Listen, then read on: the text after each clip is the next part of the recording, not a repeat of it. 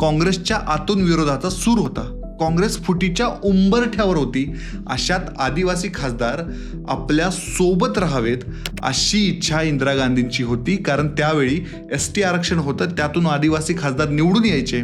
धनगर आणि बंजारा समाजाचं लोकसभेतलं प्रतिनिधित्व अत्यल्प होतं. त्यामुळे 1976ला इंदिरा गांधींनी जो दुसरा प्रयत्न केला होता धनगर आणि बंजारा समाजाच्या आदिवासीकरणासाठीचा, तो दुसरा प्रयत्न फसला. कारण हे विधेयक इंदिरा गांधींच्या फक्त विचारात राहिलं, ते संसदेपर्यंत पोहोचलं नाही. या सगळ्या एकूण प्रक्रियेत चांदा समितीचे जे निकष होते ते महत्वाचे ठरले. एखाद्या समाजाला आदिवासी प्रवर्गाचा दर्जा द्यायचा की नाही द्यायचा हे ठरवण्याचे 5 निकष या समितीच्या मार्फत निश्चित करण्यात आले.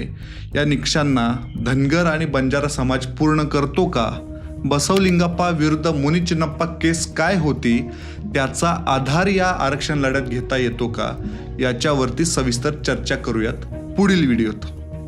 धन्यवाद.